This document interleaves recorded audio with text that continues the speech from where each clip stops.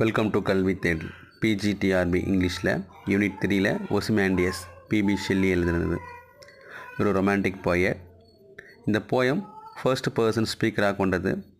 கிளிர் rates அப்படிங்கிற pen நேமில் இவர் 1817 எழுதியிருக்காரு. பப்ளிஷ் ஆன வருஷம் 11th January 1888. Issue of Examiner அப்படிங்கிற மேகசினில் பப்ளிஷ் ஆகிருக்கு. அயாம்பிக் பென்டாமீட்டர் கொண்டது இந்த போயம். இது king of Egypt Ramesses II base பண்ணி இந்த போயம் எழுதியிருக்காங்க.